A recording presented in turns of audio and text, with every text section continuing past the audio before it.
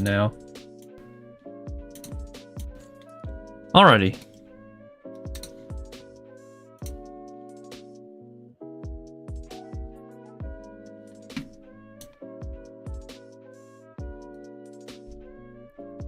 Okay. I think this is good enough. Okay, yeah, we should be fine now. Okay. We got it fixed. Okay, good. Good. Okay, good. Okay, guys, sorry. I apologize. So, my mic disconnected for some reason. But allow me to explain what has been happening. And it's been about 2 weeks since our last live stream. So, I'm gonna actually clarify the good and the bad. Because a lot of bad things have happened, but some good thing has happened as well. So, let's talk about the bad. Because let's get that out of the way first. So, in terms of when it comes to the tarantula work, a lot of females have been eating their egg sacs and improperly wrapped egg sacs. As for what causes this, usually it's either, man, there's a lot of factors that can happen that can cause it. So honestly, I'm not too sure, but I'm very confident in what I do as a tarantula breeder because I've been doing this for years, guys. So essentially, since I've been losing a lot of the good breeding projects, it has come to a deficit in terms of profits and money. So, I know I've been saving money, or I've been trying to save money for the new PC, but I gotta make financial decisions here, because whatever I lose this year carries on next year. So, some of the PC money that I'm making will have to go into recuperating that loss for the spider work. And for those who are not here, I will explain it again later once you guys drop by, but it has been not so good in terms of the financial situations. But then again, I've always been open about the financial insecurities that I have. But I'll just admit it. If things don't work out, it just doesn't work out. Now, not all of it is bad though. We do have some good things because we do have one good exac, and there is a bit more breeding projects that's happening later this year. So we still have more than one chance to actually get out of this hole that I'm in. Now, is this because of poor decision making? No. This is just something that happens because of instinct. You can't talk to a tarantula and tell it to be a good mother. It's just the way it is. So, in terms of financial situations, I've been going up and down, honestly. And like I stated, I don't want to make this all doom and gloom. So, there is a bit of good, because if you check out my Laxo channel, we do have one good exac. The question is, I don't know exactly how much I would actually profit. Now, when I say profit, I'm talking about net profit, not necessarily breaking even. So this is where we're going to have to actually test the waters and see what is going to happen in the future. I don't want to make promises. I never do, by the way, guys, because I take promises very personally. So if I make a promise, I usually keep it. I usually fulfill it, as a matter of fact. So, for those who are wondering, am I going to get out of this financial situation? I can't make promises, but it's at least heading in the right direction, because I was in the slumps for about the past 2 weeks since I haven't live streamed, because it has been a nightmare, I'll tell you what. But yeah, I hope everybody's doing well. And for those people who have been missing out, or those people who come by later, I will re-explain or explain it again about what has been happening, because I'll be lying if I said everything is going fine. Not everything is going fine, but at least it's slowly heading back into the right direction. So I'll be fine for the most part as of now, because like I stated, I'm always ready to cushion any blows. Because this isn't the worst situation I've been in, actually. I've been in much worse than this, but this is... God, this is a very iffy situation. But I think I'll be fine, though. But, guys, it is good to see everybody again, talking to everybody through the live stream, because I kind of miss you guys. I couldn't live stream last week because I had one stage play for the Three Little Pigs, and it was pretty empty. There wasn't many people, so it was kind of sad, but I did my job, and I did the best I could. And also, dance lessons. Yeah, man, But luckily, this week I'm off when it comes to the dance lessons, so that's why I'm live streaming today on Saturday. Usually I'll be way too busy, or I had to crunch everything into a live stream when it comes to Saturdays, because Saturdays has been an absolutely busy day. The only days I actually get off is usually Thursdays now, and the only reason why I say Thursdays is because Mondays or Sundays through Wednesdays is workouts, practice, and exercising, and spider work. And then Thursdays I can actually relax. Friday I'm prepping for stuff. Usually I'm trying to get stuff ready for next week's spider work. And then Saturday, dance lessons. And then Sundays I go back into working out. So yes, I'm off today. I'm not, well, I probably would do a little bit of workouts, but not necessarily. But it's been a crazy week. It's nothing too crazy though, guys. I'll be fine for the most part. But yeah, I'd like to know though, how has everybody been doing? Because when it comes to like the anime stuff, I've been sort of keeping up, but not necessarily. Any free time, man, I wish I had more free time. But today, today is like the only day I have free time. Today and Thursdays. But when it goes to Thursdays, I literally slack off. Like I can actually sleep extra. Man, oh boy, Marco. I'll be honest with you. It's a busy life I have, but I'll be fine, and everything should go back to normal pretty soon. I believe by the end of June, there shouldn't be any more stage plays for a while because everybody will be off. Ever had sleep paralysis and your chest felt so heavy? Man, I have had sleep paralysis before, but it's been a very long time since the last one I had. I believe sleep paralysis is genetic, and I believe it also happens in the REM phase of your sleep, the rapid eye movement. I did study it back in college, actually. Was it psychology? But yeah, I haven't had it in a very long time, and I don't have it often either. So yeah, I have had it before, but like in a very long time ago. But man, financially situations has been crazy though. Guys, I've been looking around too. I do want to. I have a really dumb topic I want to talk about, but I'm gonna save that for later because man, it's not anything serious though. It's just something I have planned.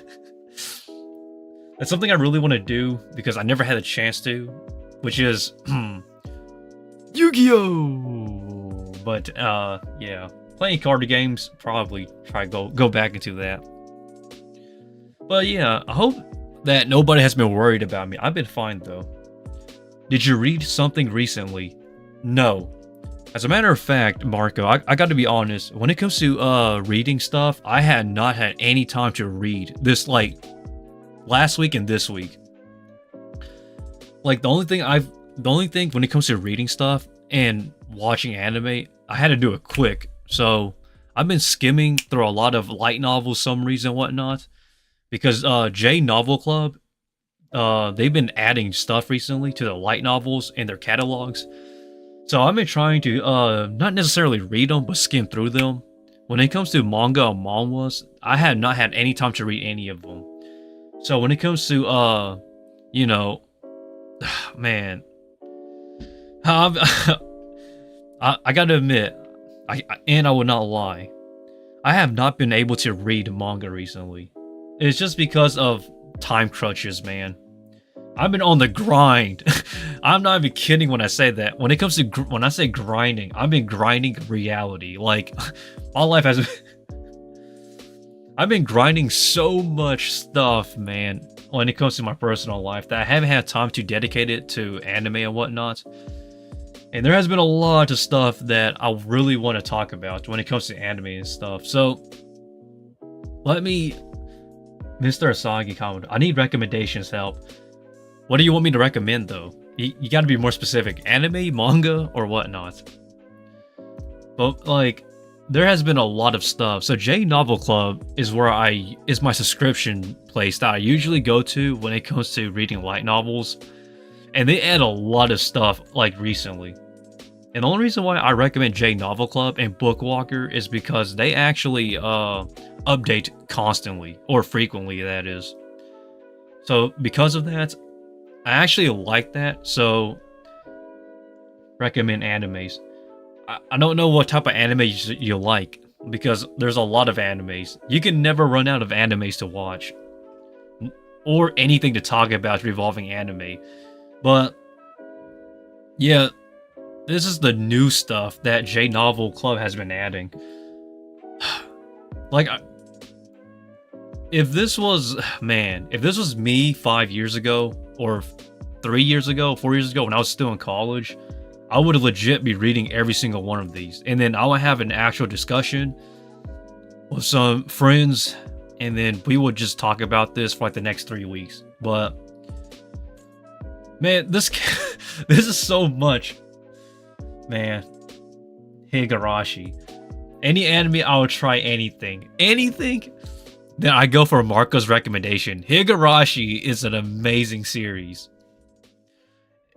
The only reason why I like Higurashi as a horror anime is because it embraces the unknown, and it questions everything around you. I highly recommend Higurashi. It is kind of like a slow burn before everything starts making sense, though. But I do recommend Higurashi for those who haven't seen it yet.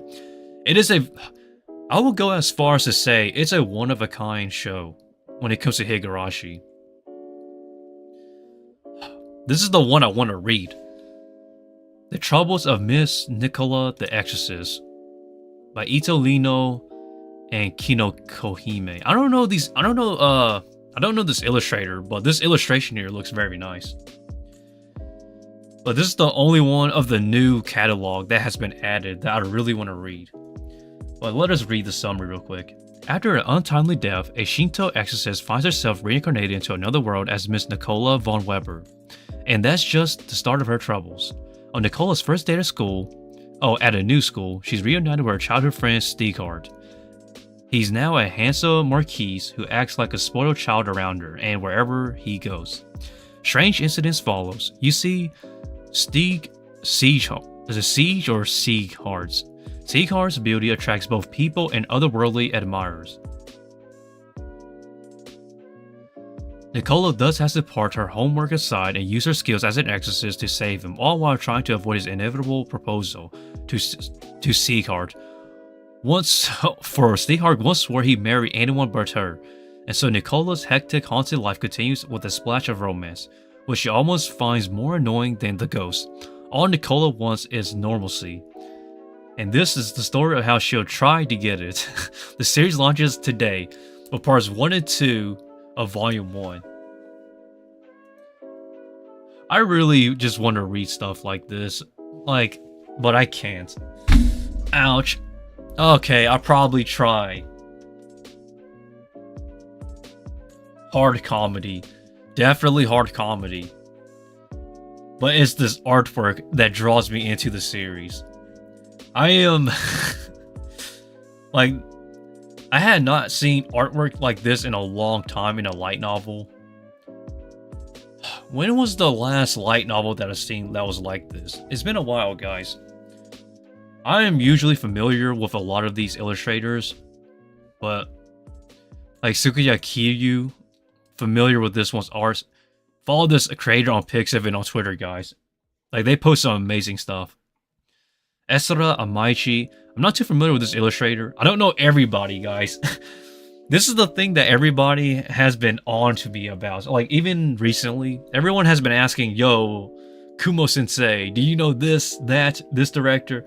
I don't know everybody. I know, like, the only people I know are the very niche ones and the ones that are very mainstream. So, like, when it comes to stuff like, like writers and stuff, I will not be familiar with the majority of them. The majority of them, I will not be familiar with. But illustrations and illustrators, I am familiar with the majority of them. Or not the majority of them, but a few of them. Because they either illustrate for advertisements, manga, light novels, or something along the lines of that. And that's how I know most people. Back in the day, so So here's a little tidbit for you guys about why I know a lot of anime directors, storytellers, planning directors, and people who work in production. So anime back then was very limited. So, and studios wasn't very reliable, because for those who don't know, when it comes to anime studios back then, like unlike now, where like an anime studio has like all this reputation for creating this or that anime, back then anime was just anime. So any studio could create any anime. So you wasn't certain of the quality of the anime you was getting. So believe it or not, that was the case. So like what you had to rely on were the people that was in charge of creating the anime. So the producers, the illustrators, and whoever was in charge. And because of that, like during those times, like I used, like that was the way I did, and the majority of us used to tell whether an anime was going to be good or bad before it aired. So that's why even now, a lot of new people nowadays, they don't know these anime directors and whatnot, and it's just so depressing, because if I feel like people put too much emphasis on the studio and not on the people behind it. You can have a very good studio, but if you have the wrong staff members, the anime itself is not going to do good. Like, come on now, guys. But hey, that's probably just an old take, guys. I'm an old school guy, so I'm out of my time now, so it is what it is. Mr. Asagi, is CGI good or bad? CGI, in my personal opinion, if you're talking about anime, it has potential, but it hasn't been done correctly yet. I feel like the only anime that took it to the right direction but hasn't executed properly was Expelled from Paradise. Let me pull big screen real quick, see if I can pull it up here. Expelled from Paradise, in my personal opinion, was the CGI anime that was like heading in the right direction, but nobody pursued it. So essentially, the CGI in anime went down to nothing again. Let's see. Let me search it up though. Expelled from Paradise.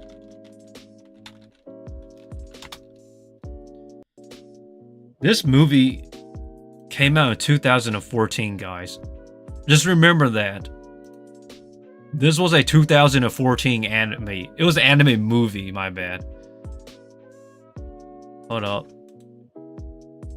See if I can open this in a new tab. Oh. Hold up. This right here is what I'm talking about. So, allow me to explain about this. This is not a series, this is actually a movie. So in 2014, there was actually a movie that was going to test out the boundaries of CGI, because CGI at this point was incorporated into animes. As a matter of fact, CGI at this point was starting to be more commonplace in animes, because believe it or not, this was the same year Fate Stay Night Unlimited Blade Works came out.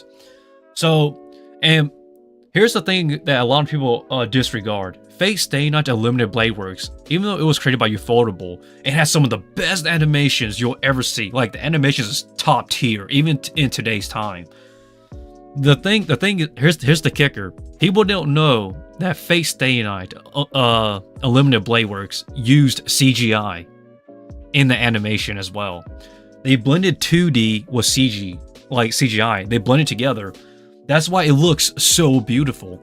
So people saw the potential of what it could do. So in 2014, there was a movie that was pretty much entirely CGI called Expelled from Paradise, which is this movie you're seeing here. And it's essentially about humans no longer, or the majority of humans no longer living on Earth. And essentially because they're living in the Matrix, essentially. And the Matrix gets hacked, and so humanity sends out an agent known as Angela Belzec. And Angela Belzec is this woman right here.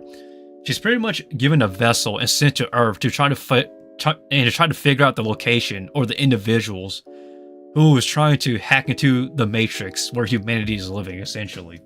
The story is pretty simple, straightforward, but the thing I really want to talk about is the CGI in this movie. Remember, guys, this came out in 2014, and the production started in, I believe, 2012, 2013-ish. So, about 10 years ago. That's a very long time ago, guys. But, now, for those who don't know, like, in my personal opinion, this is a biased take, a hot take, as a matter of fact. I thought this was, at the time, peak CGI anime. Like, I know that shows like, Ruby came out before, but I feel like this in itself was like the right time for CGI to show what it could do. And oh my god, I really thought CGI was going to do much better. But even now, it has been atrocious. Like, oh man. Like, X-Arm. X-Arm is a terrible CGI anime. Oh my gosh. How did they go backwards, guys? How did the anime studio screw up this bad? It frustrates me as an anime fan and somebody who knows the potential of what CGI could be. But I feel like no anime, regardless of anime movie and whatnot, anime movie, anime show that uses CGI, none of them has come close to this project yet. I'm still waiting. I could be wrong, but as of now, nothing beats this. And the OSTs in this movie is god tier. I still listen to the OSTs.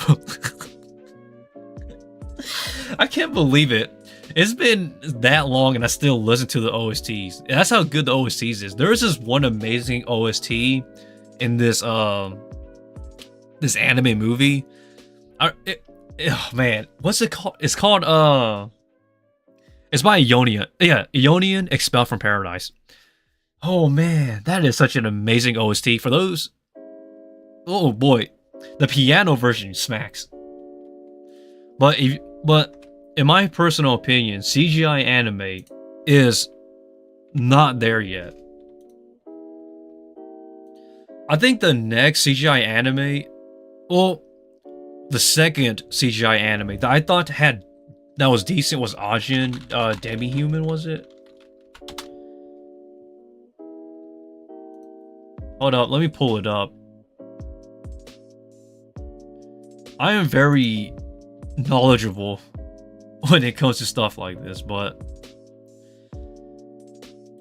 it takes quite a bit to understand stuff like this.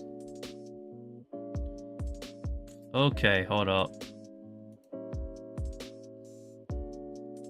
I'm trying to pull it up, guys. Sorry, give me a second.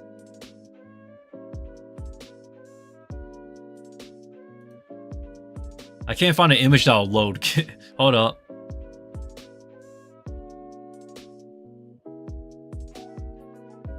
Hold up. Okay.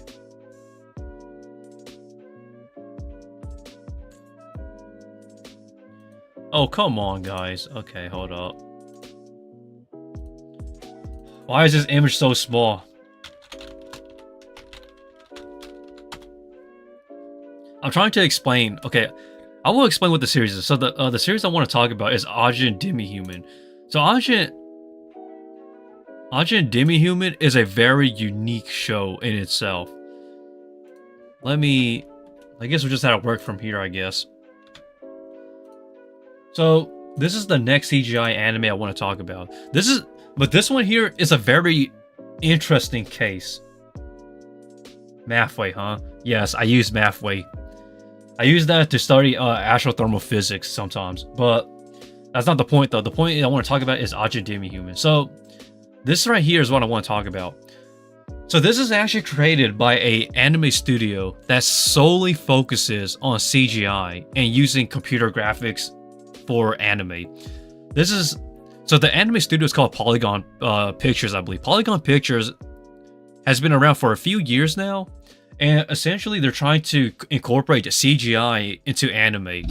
And I think this is probably the second best CGI anime I've seen. Like, overall. Like, everything that I know of. And the only reason why I say that is because Ajin Demon, like... So, on the surface, if you watch this anime, it's pretty stale. But how it executes the movement is where I give it praise. Is it on because let's be honest, when it comes to CGI anime, movements are very mechanical and wonky as hell. It's it looks like somebody doing the robot. Like it's very stiff. Is what I'm getting at. I feel like Polygon Pictures, the thing they do right is movement. Because like let's use X-Arm. We all know what X-Arm is. X-Arm is the worst CGI anime I've ever seen in terms of movements. And it's strange to me because they use mocap, which in theory, guys, if you study mocap and filmmaking and whatnot, in theory, mocap movements should transition very well into CGI. But for some reason, X-Arm is pretty bad at it. But Aja Demihuman actually fixes like this issue when it comes to wonky movements. Like, you could argue that this show here has some really not aesthetic looking CGI and whatnot, but the movement itself, especially when it comes to the action sequences, they actually work. Because things act like so Aja Demihuman is about these immortals essentially, and when there is action, it actually connects.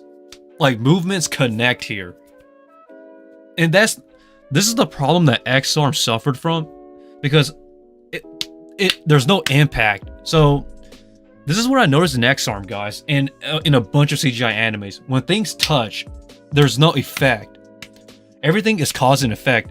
In anime, everything is usually in frames. So usually the main keyframes in production is already determined. For example, if somebody catches a fist like this, normally this will already be pre-drawn. So animators already have a general idea of their movement. So connect.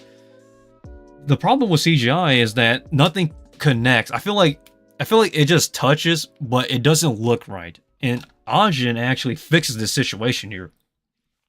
Ajin Demihuman, like, there's actual impact. I want to show you some clips, but I can't because it's copyrighted, guys. This is Netflix, by the way. Netflix took the rights to this. So originally it was under Sentai Filmworks, I think, and then Netflix took the copyright to it. So god dang it, Netflix. But this is probably one of the better ones in terms of CGI. But in general, though, CGI is not there yet. It's frustrating to me because CGI has so much potential. As a matter of fact, CGI is incorporated into 2D now. So it's even still being used in Demon Slayer, the current season. Like, CGI is everywhere in Ufotable's works. It's just that it hasn't been done properly yet. There's so much potential in this, man. Like, why do they keep screwing this up? Come on now, guys. What is that one again? Tesla Note? God, Tesla Note is atrocious. Oh my god. Let me just pull up Tesla Note.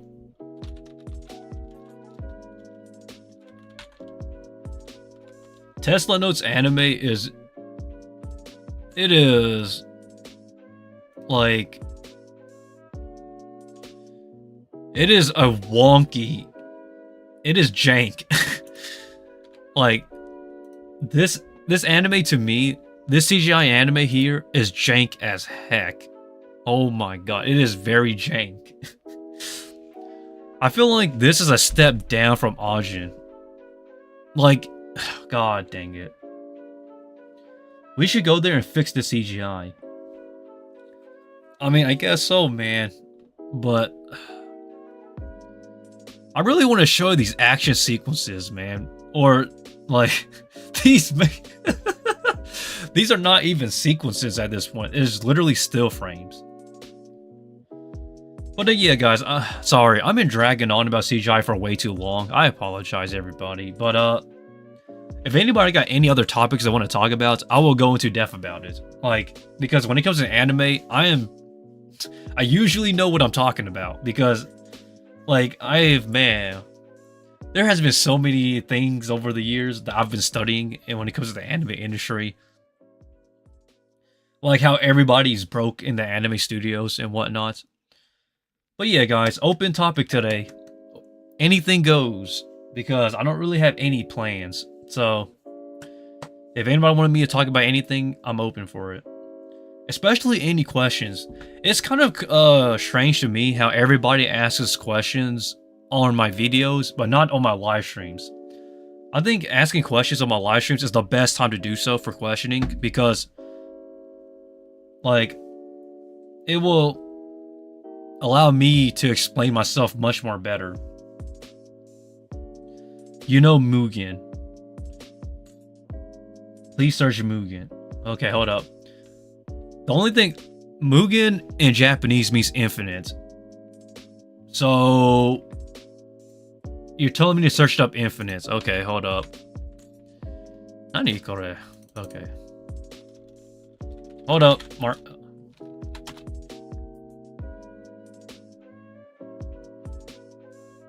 Samurai Champloo? Is that what you're going with? Or are you talking about this anime brawlers and whatnot? Hold up. I'm confused. What am I supposed to be looking at here? Jump Force or what's going on here? Can you explain, Mr. Asagi, what you want me to search up? Because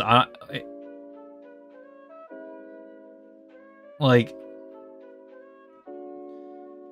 in the meantime, I'm going to answer Marco's questions. I became the Millie's adopted daughter. So, I have not been reading any chapters. I'm still in chapter 27, 28. Because, like I stated, I haven't had time to read stuff. So, I apologize, Marco. Now, maybe I don't want to make promises that I will read it this weekend. Even though it is the weekend currently. Hold up.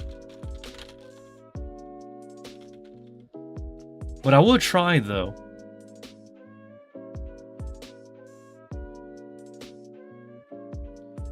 Oh, okay. No. You're talking about this. Okay, man. Mugen? Okay, hold up. I'm not too familiar with this, guys. Okay. So, I think this is what you're talking about, right? The Mugen fighting game and whatnot.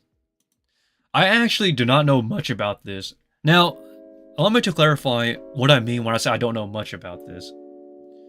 Yes, this is a PC game, but this is pretty much known for like modding and whatnot. So essentially this is a game where people put a lot of self-inserts into, and pretty much if you have a bit of decent knowledge when it comes to programming and whatnot, you can pretty much put anything or anyone in here. And that's relatively all I know about this, guys. This, man. I want to, like, I really don't know much about this. Because, like, god dang. I apologize, Mr. Asagi. I usually know what I'm talking about, but this is one of those few things I'm not too familiar with. So I apologize. But, this is a PC game, though. Definitely a PC game. But this is not something I'm familiar with. God dang it. I feel so bad. I feel bad now. God dang it. Oh, man. Oh. That's really all I know about Mugen. And here's a funny story. The only reason why I know about Mugen is only because one of my friends... No, it's not even my friends, actually. Acquaintances. One of my acquaintances legit talks about this game non-stop. Oh my gosh. Like, but this was a long time ago, though. We're talking about 6 years ago.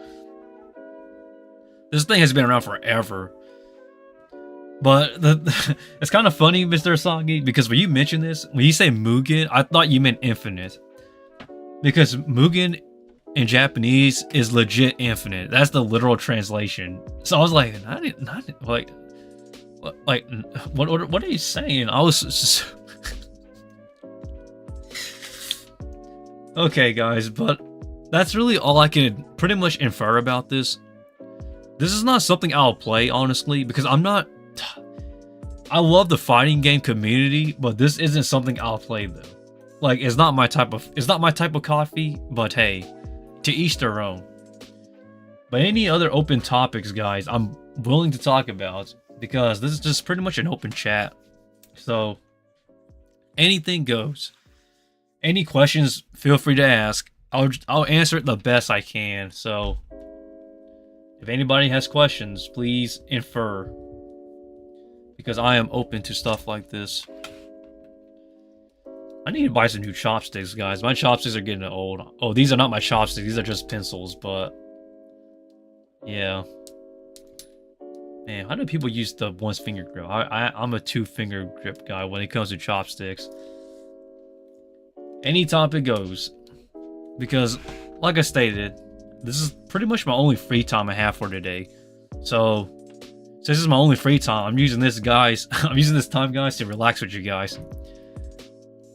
Like, a lot of, man, I could talk about, please search rustage. Rustage. Hold up.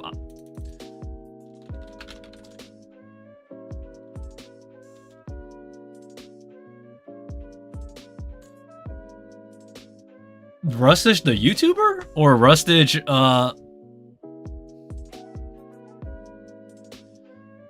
Oh, this is the rap guy. Why does everybody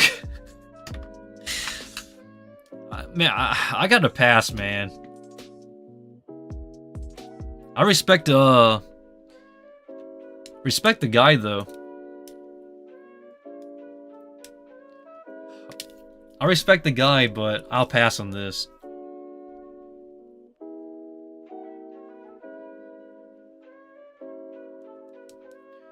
Rustage the rapper. So here's the funny thing about Rustage. Like, why though? I think, look, this guy has fire, but the thing is that, like, I'm not. I can't listen to this guy whenever I feel like it. This is a YouTuber I'll only check out once in a long time, just to see what's up. But honestly, though, like, it's just not my thing. You should listen to one of his songs. Not on stream, though. Definitely not on stream. It will definitely get. It will most likely get taken down, guys. I'm not taking that chance. Because, oh man, I'm not taking chances, guys. I apologize.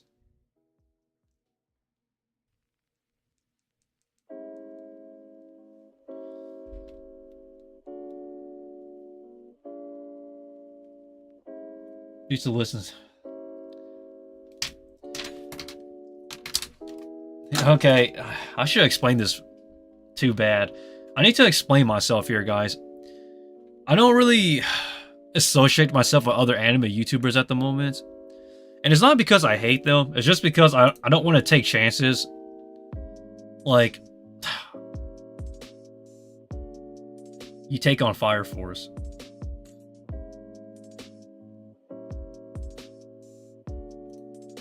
Hold up. Yeah, Marco, I got the message, but there's a lot of stuff happening here. Hold up. Give me a second, Marco. Because everybody... Okay. Everybody is trying to jump in here, so... Give me a second. For God's sake, it only took 3 minutes for one chapter. At least you can do that.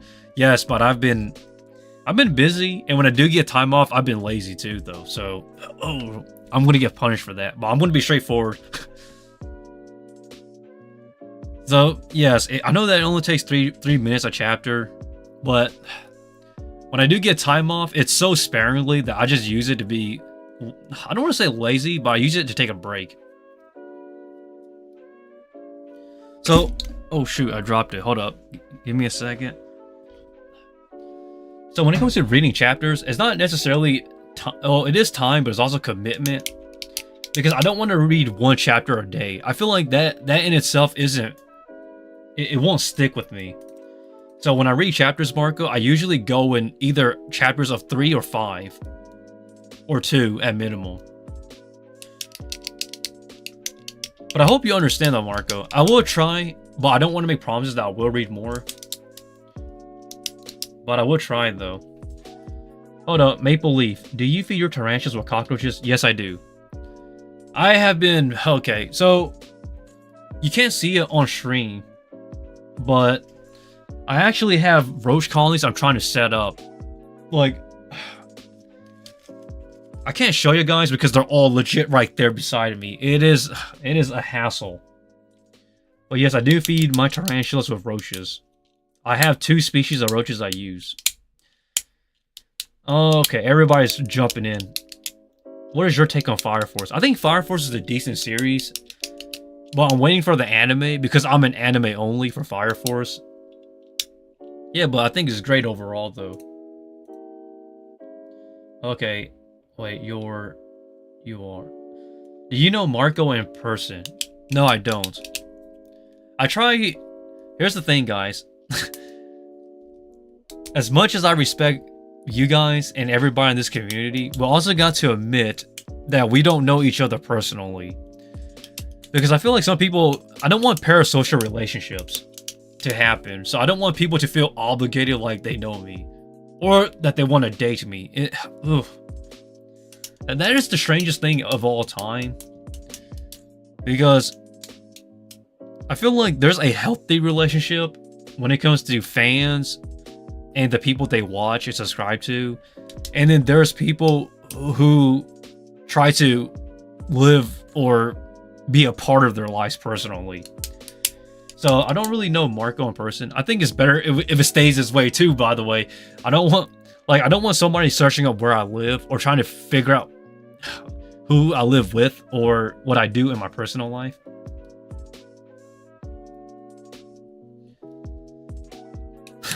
Do you know Marco in person? It was asking about messages beside this chat. I know. But, like, other than Discord and this chat and my YouTube overall, I said I wouldn't really know most people personally when it comes to online stuff. Even in my online friends, like the ones... You should get a girlfriend. Maybe it will go well. I choose not to date, but... Okay, guys, this is not...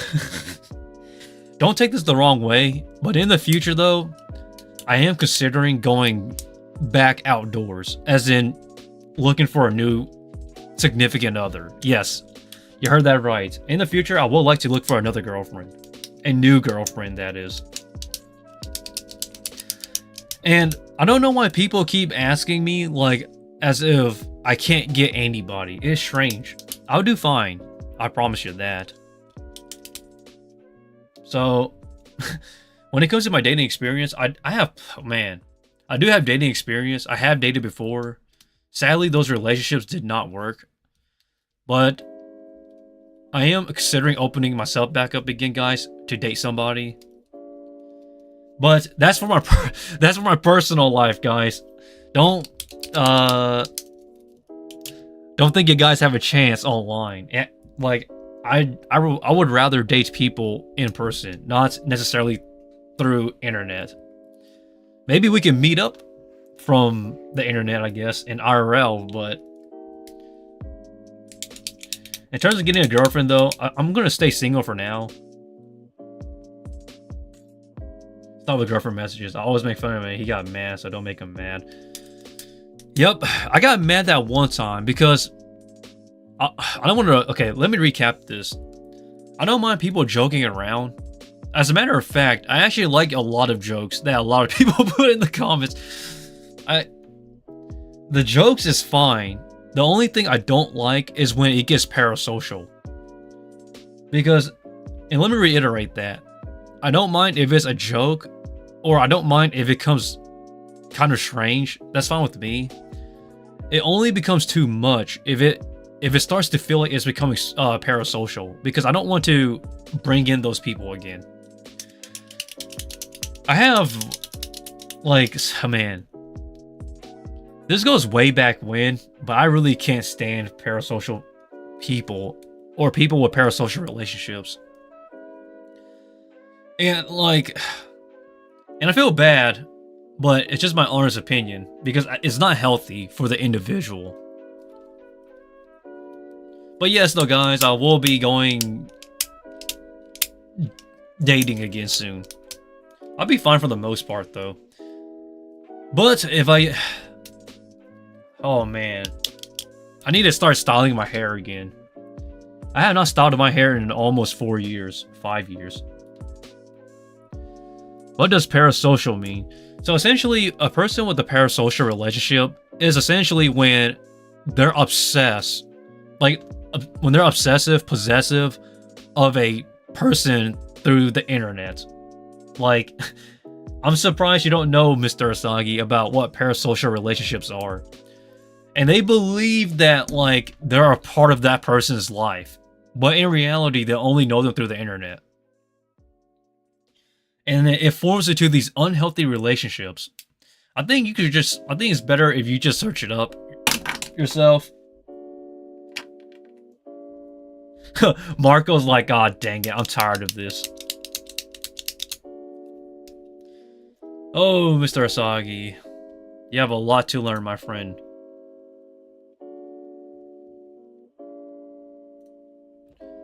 But yeah, guys. Any other questions? Anybody wants to start up? I'm stumbling, guys. Anybody want something to talk about? I'm open. Any questions, feel free to ask. There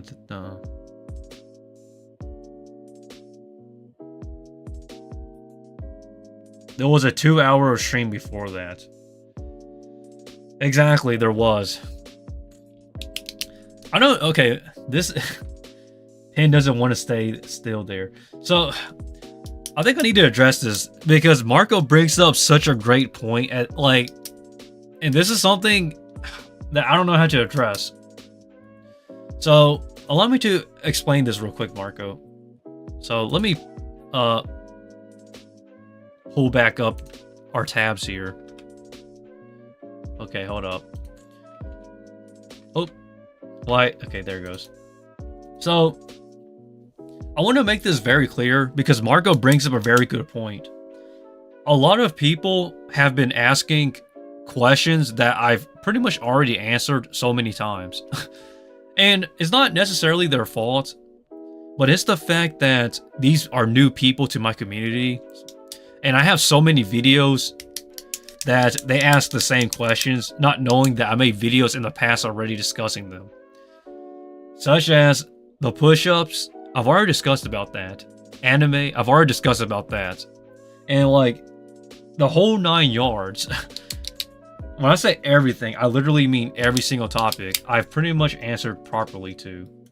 But I don't mind answering those questions again. But sometimes it becomes a lot.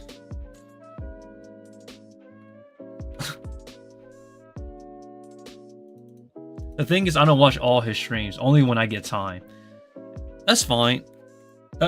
So, like I'm saying though, Mr. Asagi, I don't blame faults or I don't blame people. It's just that they're new or they have their own personal lives to deal with. So I don't necessarily blame them, but it's just something I've noticed.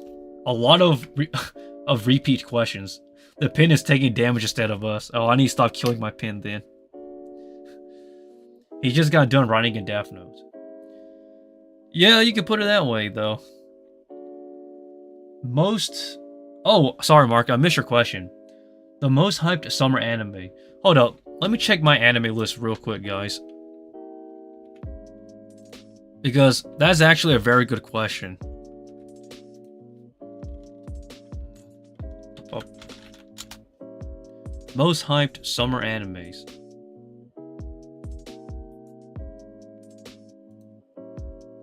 Hold up, give me a second. I'm gonna pull this up for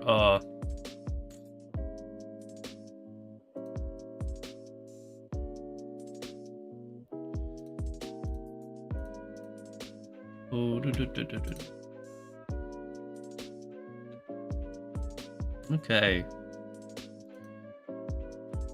Most hyped anime this for summer. Whoops. Okay, what are we working with here? Okay, hold up. I need to see all of this first.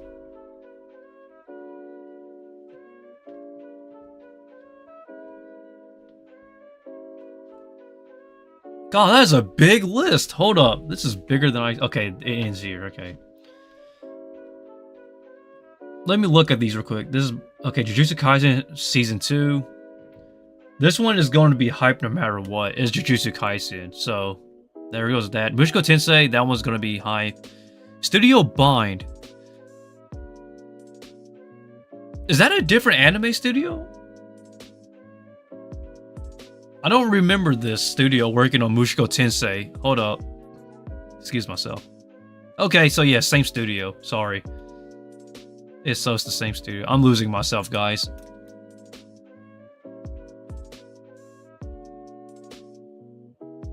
Can I go back or no?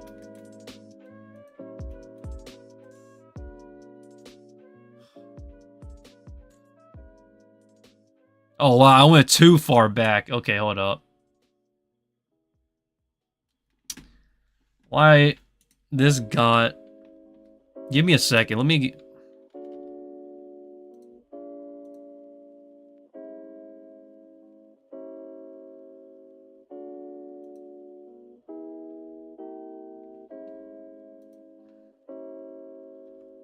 Okay, we're back. Okay. I need to go study, so it's been fun seeing you again. Stay strong, watch anime. Yeah. Yeah, if you gotta go, you gotta go. I'll be honest, when it comes to all of these, man, you could... For me, my personal pick, other than like the big stuff, besides Bleach, Jujutsu Kaisen, and Mushoku Tensei, probably has to go to, where is it? Dark Gathering.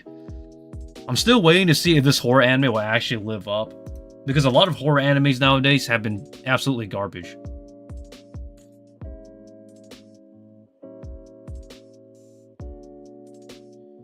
You don't know what you've missed. Go watch them. And one of them, he was taking his clothes off. What are we talking about here? Well, whoa. Wait. Hold up, Marco. What show we're talking about here? Because, like...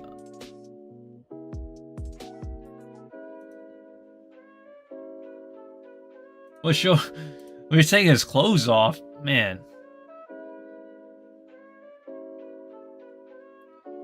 Rent a girlfriend. What the man? Sorry, I'm lost in thought, guys. I'm sorry. Spider, little guy, pants.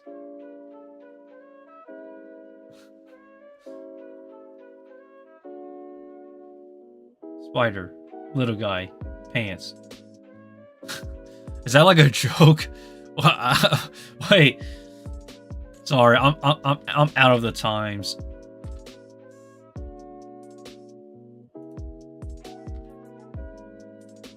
There you are, little guy.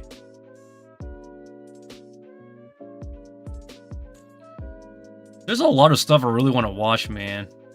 It's like...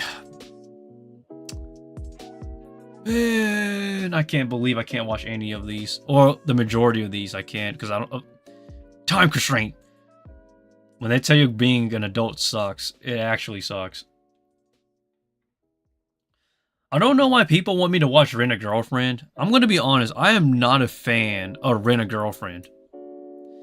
This series here is not necessarily bad, but I feel like the person who was writing this, man, is just have a wet dream. Bro, you were feeding spiders and one of them run in your pants. Don't worry, that happened once, but it won't happen again. Okay, I'm ready. I'm usually ready when it comes to stuff like that, guys. If a spider runs into my pants again, I'll be extra ready. But I think the next time, I'm gonna wear pants that has really tight pant sleeves, so that way, or very tight pants. So that way when a spider tries to run into my pants, it can't. But we just kind of had to wait and see, though. Horimiya Peace. This is such an interesting case when it comes to romance animes. So I need to get back into this anime real quick because I really want to talk about Horimiya. So sorry guys, allow me to talk about this real quick. Horimiya's anime was a really good anime, but they cut out a lot of stuff. So Horimiya Piece is essentially filling in the stuff that they cut out, which is honestly so strange to me. So now if you want to watch Horimiya, you got to switch in between Horimiya Piece and Horimiya. It is just confusing, honestly. Bungo Stray Dogs, I'm going to watch this regardless. The Girl I Like Forgot Her Glasses. This is by Gohans. And man, I knew... This anime studio, in my personal opinion, was ahead of their time. Literally ahead of their time. And it sucks because everybody was talking bad about Gohans. And then the moment they released this anime here, this anime trailer, everybody is talking about how the animation is gorgeous and whatnot. This has always been their animation style. Man, it's a good thing that Gohans is getting the recognition they deserve. But at the same time, though, the hate that they got for their past animes was so unwarranted. It makes me kind of mad. What two-faced people, man. Okay, hold up. Watashi no shiawase na kekkon. My Happy Marriage. So, this anime has a live-action movie. Oh my god, I need to watch it, though. It's by Kinema Citrus, too. I need to read the light novels, man. So the only reason why here's the strange thing. The only reason why I'm familiar with this story here, and I'll be honest, I haven't read it completely yet. I've only skimmed through it. But my friend keeps recommending this, man. My friends, I tell you. What's your favorite anime studio? My favorite anime studio has been... Favorite anime studio is probably Studio White Fox. And the only reason why I say Studio White Fox is because Studio White Fox is known for adapting Steins Gate, ReZero, Cautious Hero, and I believe they also adapted Akame ga Kill as well. I am right. They also adapted Akame ga Kill, and Akame ga Kill is pretty much their only bad anime that they adapted. But in terms of every other anime they have adapted for Studio White Fox, it has been pretty much spot on with the original source. ReZero is pretty much perfect with the light novels. Steins Gate is pretty much perfect, well, not perfect, but very close to the visual novel. Cautious Hero is pretty much spot on with the light novels. And then the only thing that was bad was Akame ga Kill, but everything else that Studio White Fox has worked on, they pretty much adapted pretty well. Now, granted, I believe the only two animes that White Fox did that wasn't good, in my personal opinion, was Akame ga Kill, because the anime for Akame ga Kill is different from the manga. The manga is very good. Well, the manga isn't good, but if you compare it with the anime, the manga is much better. So Studio White Fox screwed up with that anime. And then when it comes to their other anime, Arifureta, the only reason why it didn't work as well was because it was a joint studio anime project. So at the time, Studio White Fox was working with another anime studio, Studio Azreed. And so it was two anime studios and that was working on one anime. And this pretty much caused a lot of the production to go back and forth and whatnot. And because of that, they actually cut out a lot of the beginning of Arifureta. So Arifureta's anime, the first season, is pretty much bad because it cuts out like a huge chunk of the beginning. But it's just the way it is, honestly. Studio Ghibli and Kyoto for me. Studio Ghibli's amazing. They are god tier. I do have to give criticism though, actually. Now that I think about it, they do have... Okay, so allow me to explain my criticism of Studio Ghibli. So, Hayao Miyazaki, the OG, the creator, the godfather behind Studio Ghibli. Even though he keeps even though he keeps coming back out of retirement and whatnot, he doesn't necessarily he's not necessarily in charge of Studio Ghibli anymore. It's actually his son. And his son he tries to so his son essentially tries to create a new anime entirely of CGI. I forgot what it's called. It was a CGI movie, something and something witch. It had a witch in the title, but I don't remember. And this CGI movie was, I could be wrong, but I'm pretty certain it was under Studio Ghibli. And the movie itself was entirely CGI. And that movie did not do well. I think it was called Henrietta. It was not Henrietta. It was let me see if I can find it real quick.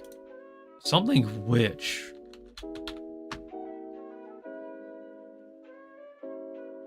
Okay. Yeah.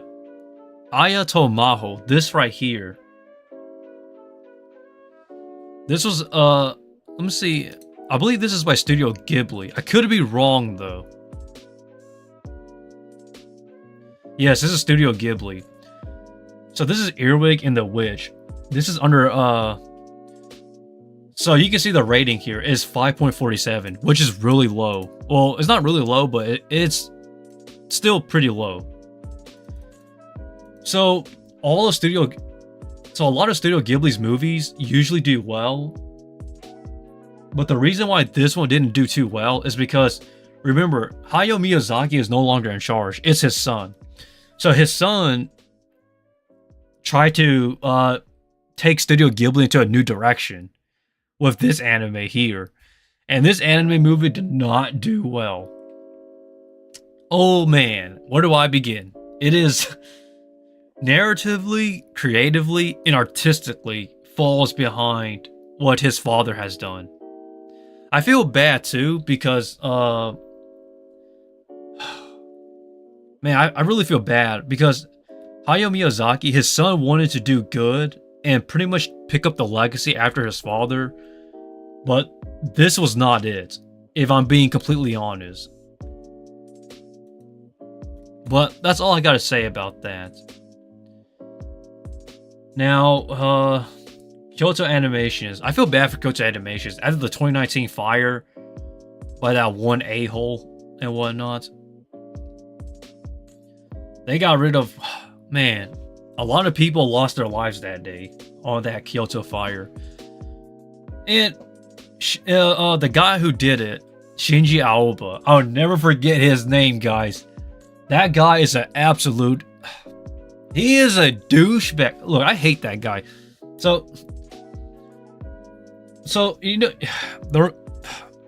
I have a lot to say about this loser. So the guy who burned out Kyoto Animation Studios, Shinji Aoba, the reason why he did it was because of he was just disappointed with how an anime turned out by Kyoto Animation, which led to him causing the whole arson and burning down the whole building and whatnot. And I was like, dude, your reasoning is so stupid. Just for that, like, that was literally his reasoning when he got caught and put into the interrogation room. That was his reasoning. And then, like, oh my god, it's crazy. I really hope that guy gets life, and like, I hope he gets the death sentence because he deserves it. I really hate that guy. Everybody, man. But anyhow, though, I'm sorry. Let us get back to this stuff, though. Okay, where did we leave off? The Devil is a Part-Timer, second season. This is no longer by Studio White Fox. This is actually a new studio. Oh, not a new studio, but this is by Studio 3 Hertz. So essentially what happened was Studio White Fox here, guys, they worked on season 1, but due to production planning issues and scheduling issues with licensing, they had to drop this one, and so they gave they essentially gave this away to Studio 3 Hertz. So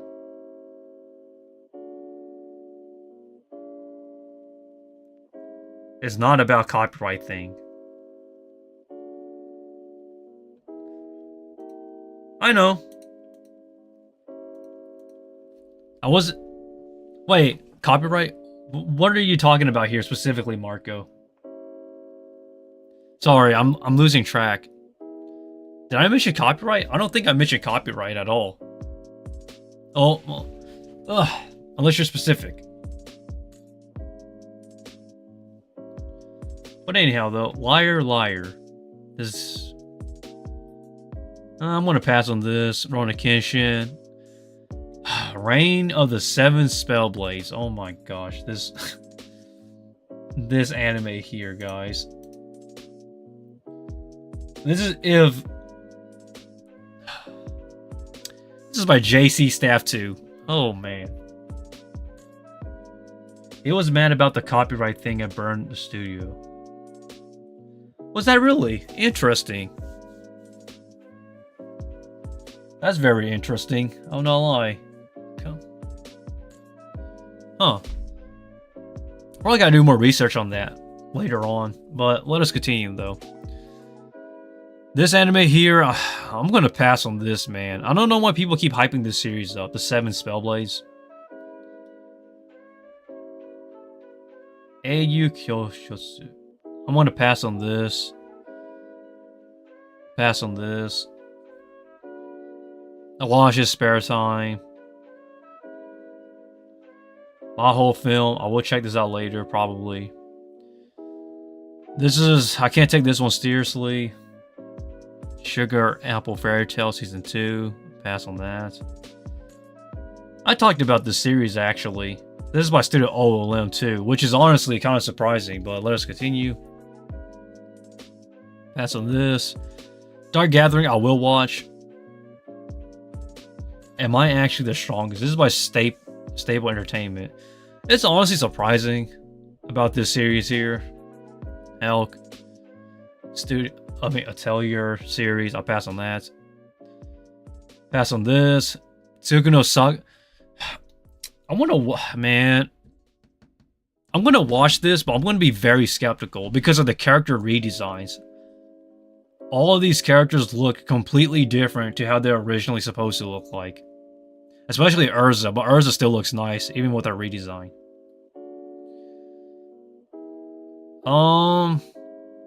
Undead Girl Murder Face. I will watch this one, though, just because it seems interesting. Dekiru Neko, pass this, pass, pass, pass, pass, pass. I'll pass, pass, pass. I'm getting sleepy. I'll pass on this, and I think I'll pass on everything else. I think the most... Okay, so... Other than the big stuff... So, Jujutsu Kaisen, Mushoku Tensei, and Bleach, I'm going to watch those no matter what. The big stuff I'll always watch. But when it comes to my personal pick, as of what I watch personally, that I'll possibly will enjoy is either Dark Gathering or... Hold up. Where is it? The Girl I Like Forgot Her Glasses, because this is by Studio Gohans. I feel bad for Studio Gohans because they was actually working on another anime project, but then it got, due to trademark issues, they couldn't make the anime. So that whole project got scrapped.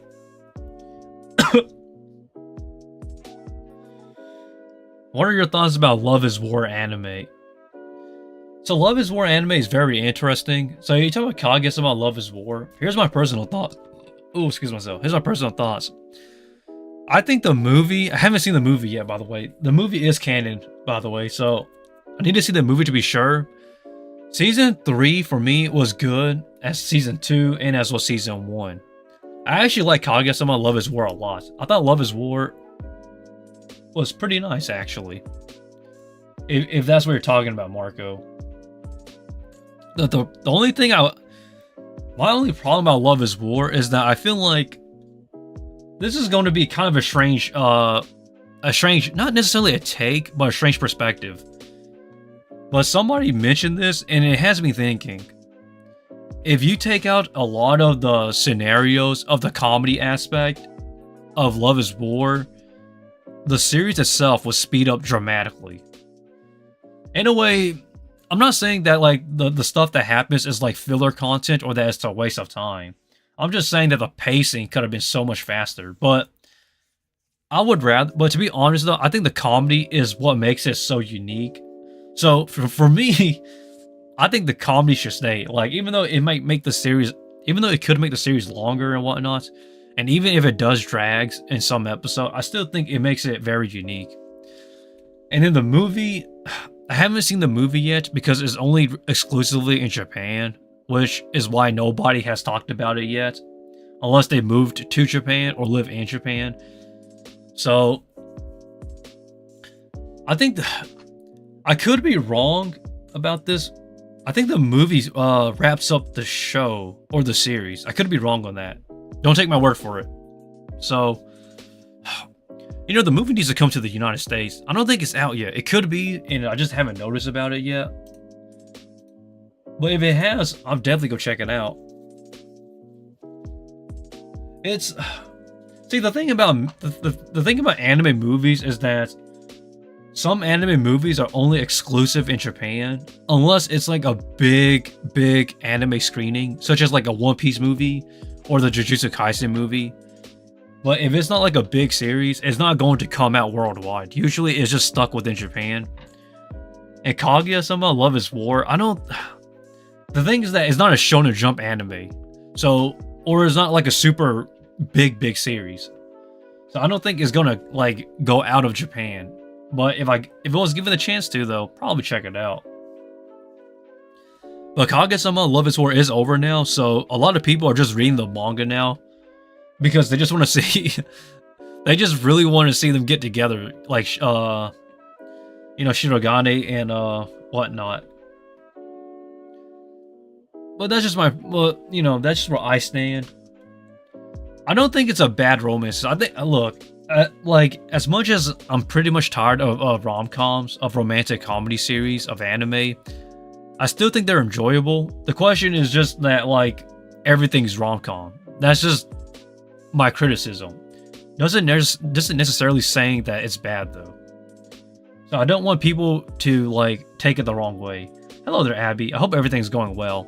We're just on the discussion of romance series. Because, like, if we look at all of these romance series currently that's going to be airing, this is a rom-com. This is also a rom-com. This one's not, thankfully.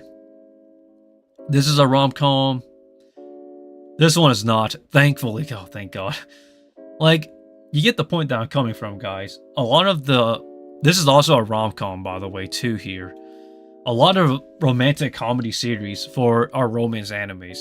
I don't hate it necessarily, but I come into question like why a lot of it is like romantic comedy series.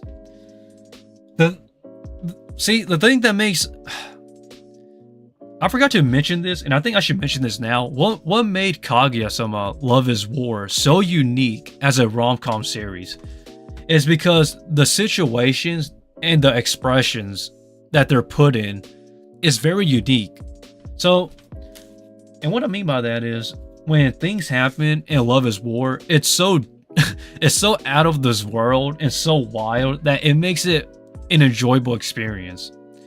Whereas a lot of other rom-coms nowadays, like, they're trying, but it's already been did. Like, it's already been done before. Like, for example, Masaminakon's Revenge. This is actually a decent rom-com series, if I'm being honest.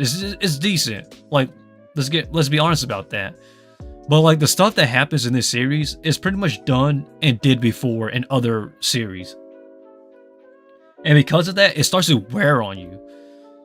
But it's kind of like the isekai fatigue. When there's so many isekais, it just tires you out. Bring the 90s and 2000s romance animes. Those animes they would not work for their time. Because romance series from those times were like Fruits Baskets and whatnot. Gosh, I love Fruits Baskets. This is like one of the OGs, man. I think the manga came out to 2002, or is it 2004? But so a lot of people get confused about romance series back then. Romance series back then were not just straight up romance. There were actually melodramas. And so this is so I have to clarify this because a lot of people don't understand what a melodrama is. Melodramas are essentially subtle, serious tones of romance. So like when so for example, when a rom-com so in a rom-com, when an event happens, it peaks at a comedic moment. And that's pretty much a rom-com. And then when it comes to melodramas, so melodrama rom-coms are different. And this was pretty much the 90s and the early 2000s. During this time frame, but this is the one I prefer melodramas though. That's the thing. The thing about melodramas is that when events happens and it peaks, something slightly serious happens. So when stuff happens, it's like, holy smoly, no way, that did not just happen. Like, and that was essentially what romance was back then. So that's why people look at romance series from back then as more serious or just straight up romance. It's not just straight up romance, but it had a more reality tone to it, put it that way. I wonder if they'll animate the sequel. Probably not. Wait, Fruits Basket has a sequel? I don't know. I'm probably just tripping myself, but boy. And then it's kind of funny because I remember the transitioning actually. I could go into, man, I should go, okay, we should do History 101 someday. History 101 on romance series. You know, so, man, I totally forgot about that last time. I think last stream, I stated that I want to do a History 101 on something. Like, history of romance has been crazy. Because it's so strange. So, if we're talking about history in anime, we can't start with anime because yeah, it's about the children of. Oh, really? That's cool. Okay, I need to check it. I need to check that out there. If that's the case, Abby, they're the children of them. Okay, the kids, eh? Like, but there's no more. But the Zodiac Curse is no more though. Like, what are they gonna do with that? That's so interesting. But but if we're gonna talk about the history of romance series, you can't talk about the animes because here's the thing that confuses people when we talk about the history of stuff. Animes back then were different. There was no seasons, none of that. That happened later on towards the later half. So romance series actually, so before anime mediums, there was manga, and that's where we have to start. And Skip Beat. Skip Beat is a very, okay, hold up. Skip Beat is a very unique thing. So was Skip, I'm trying to remember if Skip Beat was actually a manga. Yeah, it's a manga. Okay, for a second I thought it was a visual novel for some reason. Okay, that's interesting. But like, the history of stuff doesn't start with anime because the thing that everybody needs to understand was that anime was very expensive. Even now, it's still expensive. So anime was done very frugally. So a lot of romance animes and stuff was not common because the thing was that a lot of animation and a lot of funds back then, even in the 90s and 80s, the majority of the funds was spent on animating action action animes. This is why you have Gundam, Astro Boy, Macross, what was that? Like, what was that one series? Hokuto no Ken. That's right. Fist of the North Star, JoJo. That one special they did from way back when and whatnot. So money was spent more towards like the action animes and less of the romance animes.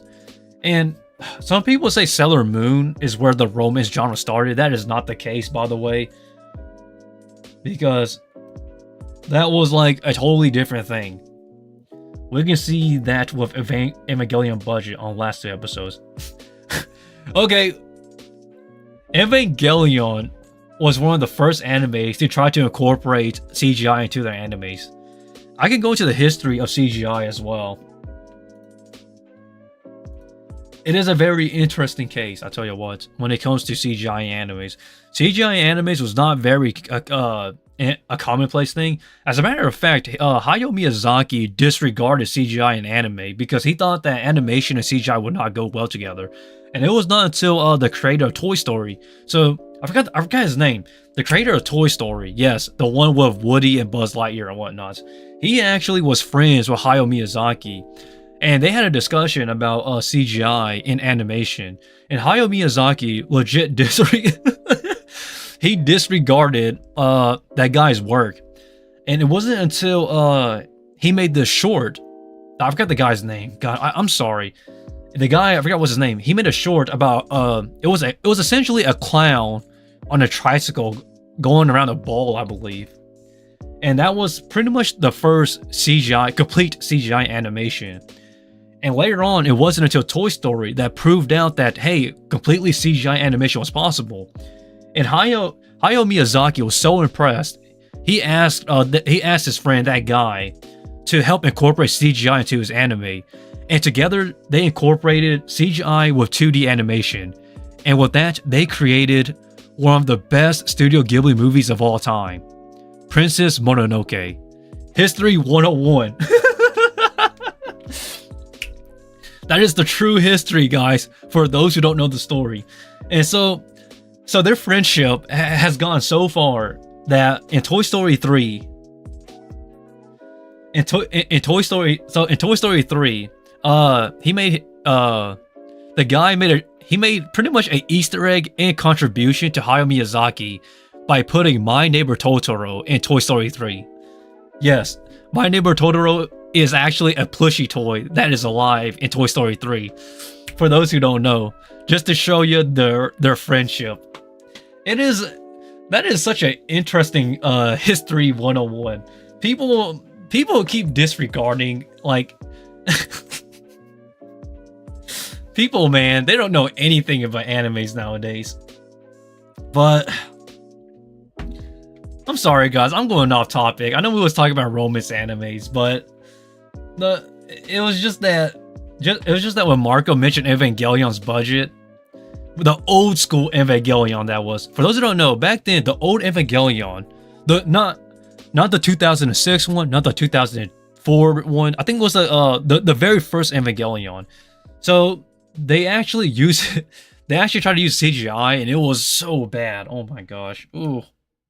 Everybody's familiar with Evangelion from 2006. That, or was it 2004 or 2002? So I forgot the year, but I totally forgot the year. I'm sorry, guys. I forget the years when it comes to Evangelion because I'm not too familiar with Evangelion's works.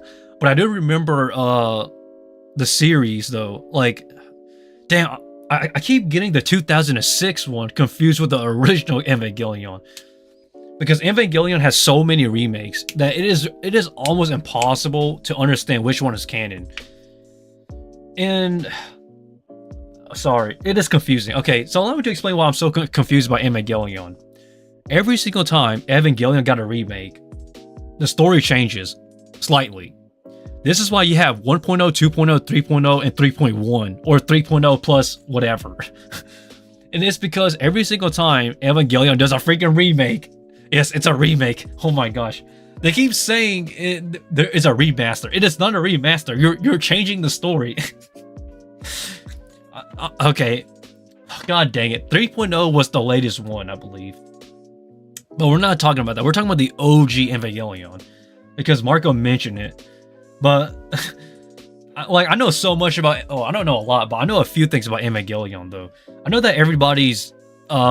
split on the ending because people, let's just say everybody dies. Okay, guys, let's just get that out of the way. So let me see if I can pull up the original Evangelion here. I should have just done that from the beginning, guys. I'm so stupid. Evangelion. Here it goes, 1995. This was originally, so this was actually the first anime show. Let me clarify that. The first anime show that tried to incorporate CGI. I'm not dissing the anime community these days, but I feel like everyone is more closet for some reason.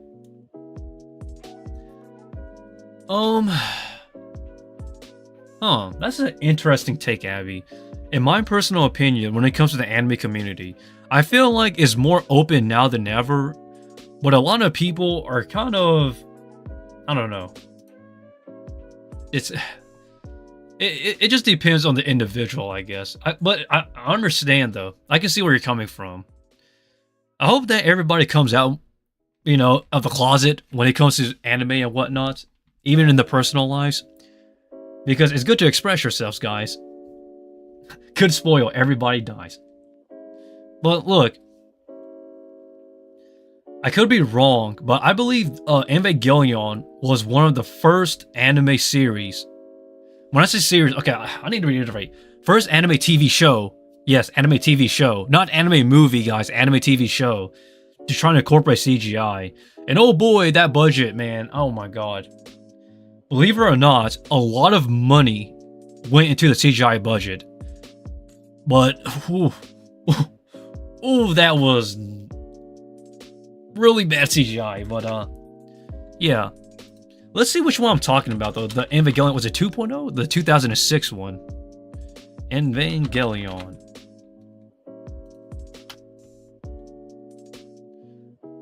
There was an Evangelion. Oh, it was a movie. Okay, 2001? I think this is the one I'm talking about, but... Oh, man. Yeah, that's just crazy, guys. Evangelion, I don't know, man. I wish I knew more about this. It's kind of sad, because even I'm forgetting some stuff now. I know Studio Gainax made, This is the only thing that everybody knows Studio Gainax for, is Evangelion. Spaceship Yamamoto. Yo, that is such an OG classic, yo. Spaceship Yamamoto. This is... Oh, man, that is such an OG... Hold on, where...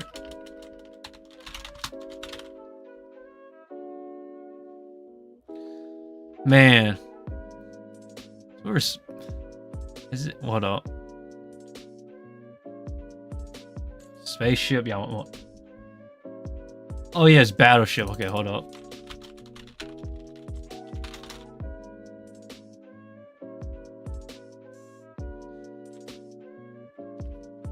Dang, hold up. Why can't I find it? Wait, either way, though. Old school. A lot of old school stuff, man. It's kind of crazy how people forget about stuff nowadays. Like, it's so disregarded. But it is what it is. It's kind of... It's cool to talk about anime. But it's more fun to talk about anime when it comes to, like the history. Or everything else surrounding it. It's just the way it is. Like...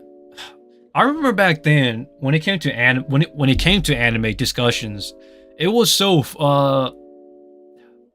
It was so niche and so different than it is now. Now, when it comes to anime discussions, everybody talks about the anime itself, but nobody really talks about, like, the production and stuff.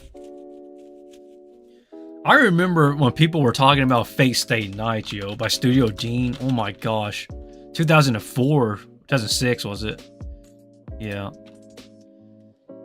Like, anime discussions are completely different now than it was back then.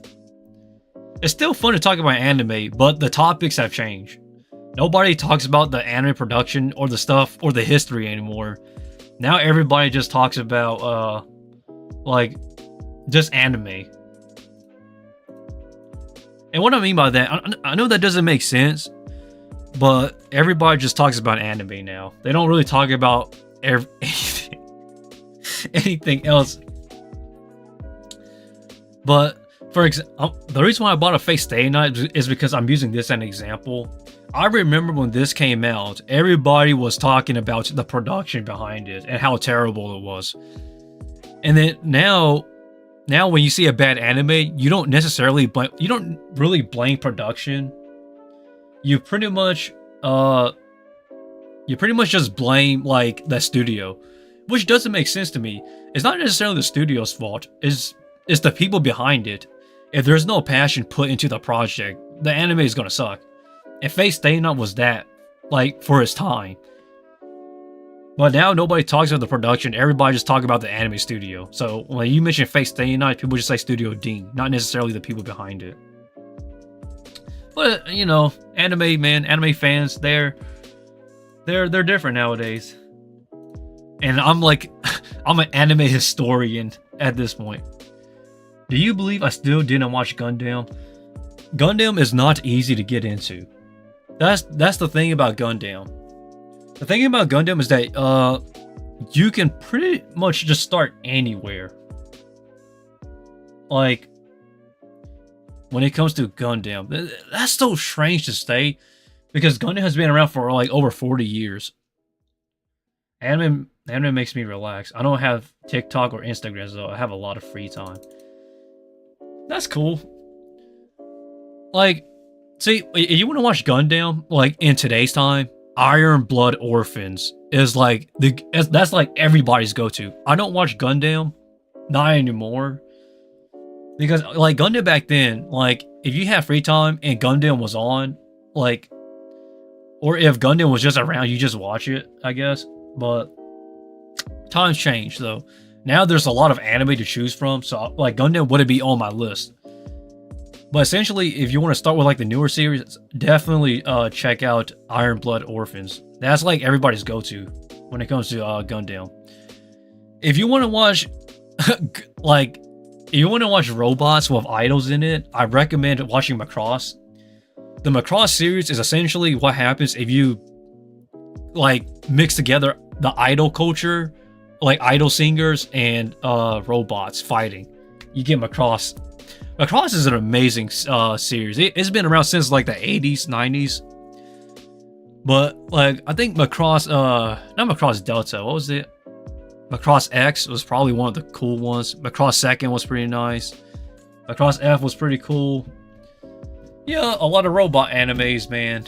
Those are the days, but a lot of new anime fans nowadays don't really watch the mecha stuff, which is kind of a shame, because there's a lot of cool mecha anime, such as Code Geass or Gaius. It's kind of strange how people pronounce it, but it really depends on if you watch the English version or the Japanese version, between Gaius and Geass. But Code Geass is a great mecha anime, even though people don't want to watch it. So I really recommend watching Iron Blood Orphans, though. I haven't watched Iron Blood Orphans, but I heard it was great. Everybody keeps telling me to go watch it. I'm like, I don't have time. But it's like, what do you mean? You watch Enola Zero? I'm like, yeah, because Hiroyuki Sawano did the OSTs. That's why I'm watching it. God.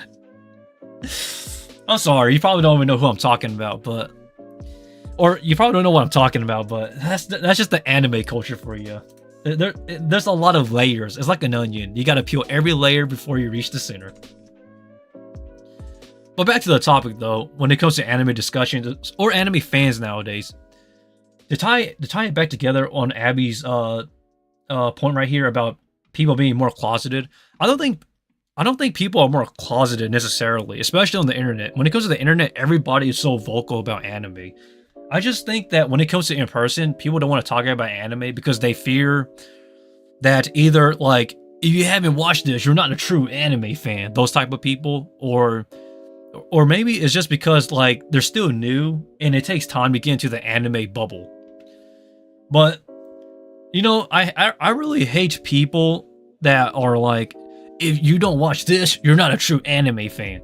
Well, let me tell you this, if you don't read light novels, web novels, or play visual novels, or if you don't play games, or read books of the original source material, as a matter of fact, if you're not even there in the audience during the original source material, for example, if there was a narration or radio play, then you're not a true anime fan. You see where I'm coming from, right? It just doesn't make sense to, like...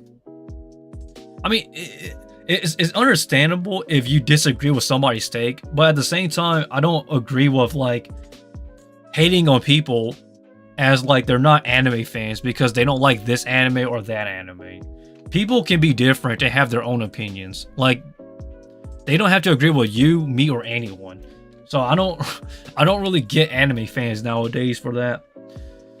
And it's kind of like, I don't want to say they're hypocritical, but it's not that they're hypocritical. It's just the fact that they're way too stuck up. Like, come on now, anime is meant to be enjoyed by everybody. It's not just meant to be for like the elitist. It's just so crazy, man. Because Kumo is mad. I'm not mad. I'm just like, why? That's the thing. If I'm mad, oh my god, I'm gonna tell you if I'm mad. I'm not mad, but I question why anime fans are like the way they are now. It's just make me scratch my head all the time. Because like I can read an entire book if there's an anime coming out. For example, man, what was that book called? There are so many books that nobody reads that get anime movies. For example, I Want to Eat Your Pancreas. That was actually a light novel. Well, technically it was a book, but like, you see where I'm coming from. Anime itself as a medium is cool, but it's way too shallow. But that's what makes anime great, is that it's shallow. Anybody can dip their toes in it. It's not like you don't need to go the route you don't need to get on my level, essentially. I'm not saying you're inferior. I'm just saying, like, anime is free for everybody. Like, you don't have to read books and stuff. You could just watch the anime and enjoy it like everybody else.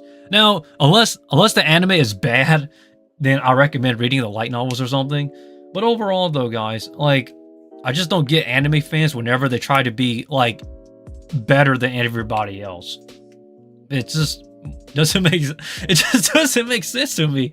Like, god dang, even back then, you know, when we had anime discussions, we were like, yes, so let us discuss about anime today, guys. I know what I'm talking about, guys. Most of the times I do, actually. But I keep going on a tangent, but let us jump back into anime discussions. Okay, but overall, the anime discussions is different now than it was back then. I think, and I use Fate Stay Night because this was a great example, or Higurashi, or Elfen Lied, or man, nobody talks about Elfen Lied anymore. Elfen Lied was so strange because the anime and the manga were. Let's bring up Elfen Lied for a second here, because Elfen Lied is a very interesting case when it comes to anime adaptation. So, I don't want to go into the history of Elfen Lied because that's like another thing on its own day, guys. So, allow me to clarify when I say Elfen Lied is a strange case. So, when it comes to back then when Elfen Lied came out, there was a strange discussion about anime adaptations. And what I mean by that is that Elfen Lied was adapted from a manga. But at the time, the anime and the manga was pretty much different. It was different. The ending is completely different, guys. The manga's ending and the anime's ending is so different. As a matter of fact, the anime never... In my personal opinion, the anime's conclusion was not satisfying. I recommend everybody to read the manga. But I remember the discussions back then, like, people was like, man, I really don't like Elfen Lied. Its ending was not that good. And it's like, oh man, yeah, the anime is not that good. And now here's the thing. People were only talking about the anime at the time. And the reason why is because anime back then, well, even now, or no. Well, anime back then was not mainstream. So when it came to licensing and translating series to English, it was actually pretty rare. Like nowadays, you can just search up on Google like anime or manga translations. That wasn't the case back then. Elfen Lied was pretty much anime only, because the manga in itself was inaccessible to like everybody else. So if you didn't live in Japan, you didn't have access to the manga. So people would, okay, I don't want people to pirate anime or do things illegally. So people will legit pirate the manga Like, and when I say, man, there's actually a so when I say people pirate the manga, legit somebody would just use a cheap camera, take pictures of the manga. I'm not even kidding. This is way back when people would take pictures of the manga using their cameras, like in Japan. And remember, this is around like 2006 ish. So like the quality you was getting was really bad. You was essentially reading a bootleg of a picture, and people would take pictures of that, put it into torrent sites, and then what would happen was people will actually download those torrents, and then on the bottom of those pictures, people will actually put the translations onto it, like the English translations text. And this was pretty much the only way people could read Elfen Lied's manga back then, which was kind of strange because at the time, like I said, this was 2006 and before, so people didn't really get to read the English versions, because back then, to get the English version of a manga was like waiting 1,000 years, because it took that long, legit. And unless it was a popular series like Fruits Baskets, but Fruits Baskets was popular back then, by the way, or Naruto or Dragon Ball, it wasn't going to get an English version. So I remember like it was yesterday. It was, oh man. And here's the funny part was that here's the thing. When I say people translated a bootleg of a picture that somebody took off a cheap phone or a cheap camera, sometimes the translations was off. It was fan subs. Everything back then was fan subs. There was no official There was literally no official translations, man. And so you had to... So to be safe, I remember on the forums, yes, the old forums, people would ask who's translating, because because back then you're like, if you was known for translating Japanese stuff into English very well, you was famous. Like you was a legend, because translators were so rare. And the reason why not many people want to translate was because if you're translating a pirated or a torrent file of something, it was pretty much illegal. So, but back then nobody cared back then, anyways. Man, that is history. I'm old. I am old. Oh God, I need to stop talking about stuff. But I remember the discussions about this though of Elfen Lied. It was, man. It comes and goes. I believe you can still find... Yeah, I think some of them still exist on the old forums. This was like... my anime list, and I don't believe my anime list was around that time yet. Huh. Was it around that time or not? I don't remember. But I am living history books. Oh God, I am old, guys. But let us go back to Fate Stay Night, though. The discussions back then on Elfen Lied was very interesting. That's essentially what I'm getting at. But I still like it. I guess. I guess so. I know way too much. Let's see.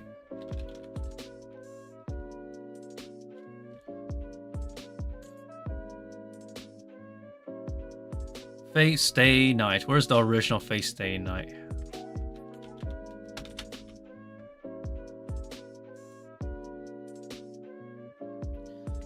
Alright guys, we are. Fate Stay Night. Oh man. I would really like to do another... I'm gonna make this... This is not a promise, but I would really like to do another discussion live stream of Fate Stay Night in the future. Once I have like a actual big community, because I would like to enlighten and actually teach everybody about the history of Fate Stay Night and the Fate series, because a lot of people don't understand Fate series. Because, man, this one goes way back too. So, where do I begin when Fate Stay Night? There's a whole history book of Fate that I can actually write for you guys. Fate Stay Night originally started as a visual novel. There was originally only 2 routes. Fate Stay Night, the original OG route, which is this one here, and Fate Stay Night Heaven's Feel. Unlimited Blade Works was not canon. It was not canon until later on.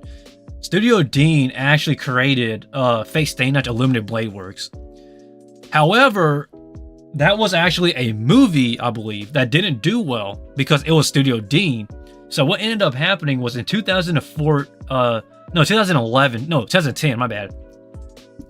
In 2009 and 2011, for 2009 to 2011, Ufotable actually took the rights of everything that the creator of Fate Stay Night did. So I forgot what's his name. God dang, I forgot the creator's name for the Fate series. So they in 2009 they released a 6-episode anime, Tsukihime. Tsukihime is a legendary anime for Ufotable because that's what pretty much put Ufotable on the map. And then in 2010, 2011, they remade the Fate series, Fate Zero. Then in 2014, they remade Unlimited Blade Works. So, yeah. So a lot of people get confused. Unlimited Blade Works was originally not canon, but now it is, which is confusing. And the thing that people get confused about is that Fate Stay Night was not the original Fate Stay Night, okay, guys? The true original Fate series was actually had to be remade and rewritten because the creator who made the Fate series, when they was writing the series, it was completely different. Yes, there was a Holy Grail War, but the main character was actually a woman, a high schooler female, and basically when she summoned Saber, aka Arthur Pendragon, Arthur was not Arturia. So this woman here is actually a guy in the original series, and our main character was not a guy but a woman. So vice versa, essentially, for gender swap.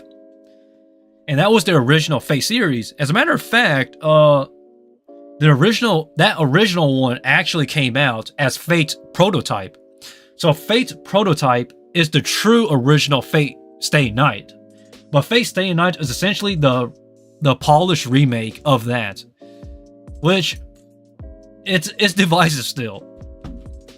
Then there's Fate Apocrypha, Fate, all these other Fates. Okay, guys?